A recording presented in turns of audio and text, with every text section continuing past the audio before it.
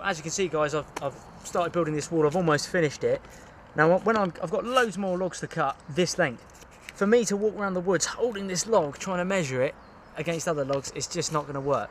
So I don't have a tape measure on me. So all I've done is I've got a piece of white silver birch, nice and bright. I can see this if I put it down. You know, I won't lose it, hopefully. I know if I push it against there that that's the correct length. It's nice and light. I can take this with me, measure it up against another log that I need to cut, use the saw blade, make a little nick, so I've got, you know, on the main log, so I've got somewhere to cut, and then I can bring the wood over. The other thing I've done, just to make life a little bit easier, is just made literally a small V out of 2 pieces of wood, or you can see I've just used a bit of paracord there, dead simple. That way, if I need to saw something, you know, that's maybe a little bit bigger, I don't have to waste my energy. It's all about conserving energy. I don't have to waste my energy on sawing away, trying to hold it up with my hands. You know, I can angle that a little bit lower, just like that. Nice sturdy platform, got my saw, and I'm away, and it's nice and strong. And do you know what, guys? This is absolutely light as anything. Piece of cake, easy to make. Just tied a little couple of knots there. I can just lean this up against there and use it whenever I need to.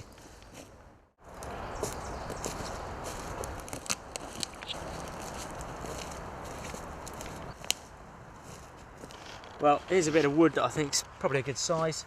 I've measured it up against the end there with my silver birch measuring stick. I can make a nick like that there, and then I know where to saw, but I don't want to saw this on the floor because it's going to pinch itself together. Here's where my nifty little sawing, it's like a horse really, sawing horse comes in. Where have I made that nick? So it's over there, so I'll need it that side. Slide it down, and actually that sits pretty perfectly. There's my mark there, and now I've got a really sturdy platform, and it's dead easy to saw through this log. Nothing's pinching. My back's not hurting because I'm bending my knees. I'm not having to hold the wood up, so I'm not straining my arms. And there we go, job done. And I've got that cut. This I can just pick up and walk around with. Now, as you can see around me, in the environment that I'm in, there's lots and lots of deadfall. The trees here are growing completely naturally. Obviously they're falling all over the place, so they're in a tangled mess. Once I've cut that log up like I did then, if I lay that on the floor, I'm going to lose it. So what I do is I just lean them up against the tree like this.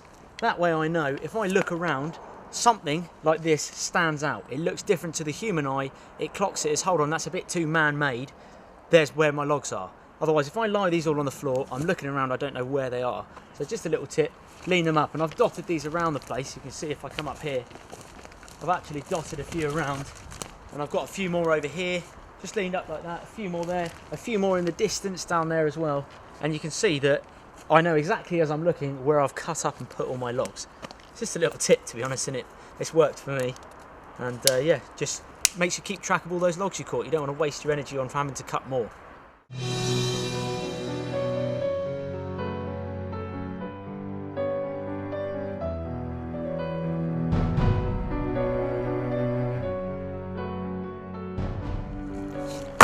Well, I've got my wood, got my logs, I'm all set. I've actually got my fire going as well.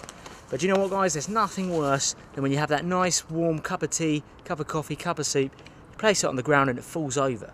So what I've done, I've been keeping myself busy, and I've basically just with the axe chipped away and made a nice flat surface here so I can put my cups on it and things like that. It's not going to roll, it's very sturdy, and do you know what, it's just a bit of a pastime, but it works.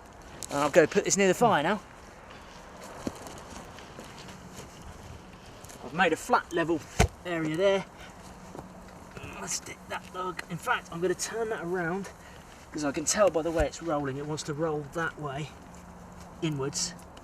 Well, here you go. Got my tray in place, my table. Put my cups on there, and they all balance like that.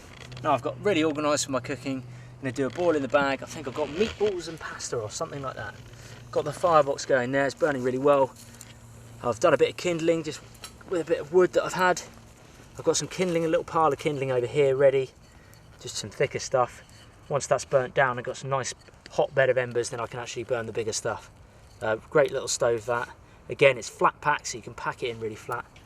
And it just saves, it's got an ashtray underneath, so it saves actually having to clean up, you know, after your fire. It just kind of does it for yourself.